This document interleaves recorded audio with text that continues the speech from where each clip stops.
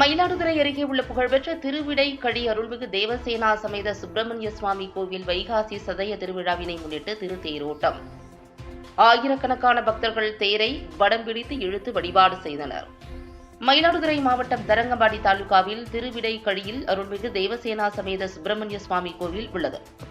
திருவிடைக்கழி முருகன் கோவில் அறுபடை வீடுகளுக்கு இணையான தலமாகவும் சோழநாட்டு திருச்செந்தூர் என்றும் போற்றப்படுகிறது.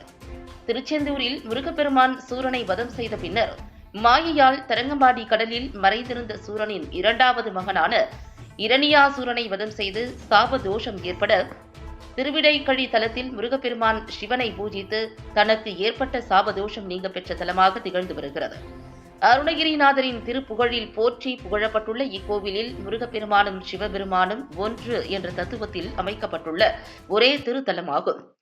இங்கு சிவபெருமானும் முருகப்பெருமானும் ஒரே கருவறையில் எழுந்தருளி உள்ளதால் முருகப்பெருமான் சிவஸ்வரூபமாக காட்சியளிக்கின்றார்.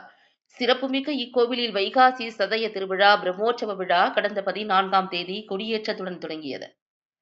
கடந்த 20ஆம் தேதி வரலாற்று நிகழ்வாக தரங்கம்பாடி கடற்கரையில் இரண்யாசுர சம்ஹாரமும் 21ஆம் தேதி திரு கல்யாண வைபவமும் நடைபெற்றது. விழாவின் முக்கிய நிகழ்வாக திரு தேரோட்டம் வெகு சிறப்பாக நடைபெற்றது. முன்னதாக வள்ளி தேவசேனா சுப்பிரமணிய சுவாமிக்கு சிறப்பு அபிஷேகம் மற்றும் வண்ண மலர்களால் சிறப்பு அலங்காரம் செய்யப்பட்டு திரு தேரில் எழுந்தருளி பக்தர்களுக்கு காட்சியளித்தனர். அதனைத் தொடர்ந்து தீபாராதனை காண்பிக்கப்பட்டு மேளவாத்தியங்கள் மற்றும் சிவ கைலாய வாத்தியங்கள் முழங்க தேரோட்டமானது தொடங்கியது. கோவில் செயல் அலுவலர் பிரேம்குமார், ஆய்வர் பத்ரி நாராயணன், பரம்பரை அறங்காவலர் ஜெயராமன் உள்ளிட்ட இந்து சமய அறநிலையத்துறை அதிகாரிகள் மற்றும் பக்தர்கள், பொதுமக்கள் என ஆயிரக்கணக்கானோர் பங்கேற்று தேரை வடம் பிடித்து இழுத்தனர். 4 வீதிகளையும் சுற்றி வந்த தேரோட்டத்தில் வழி நெடுகிலும் பொதுமக்கள் வீடுகள் தோறும் அர்ச்சனை செய்து வழிபாடு செய்தனர்.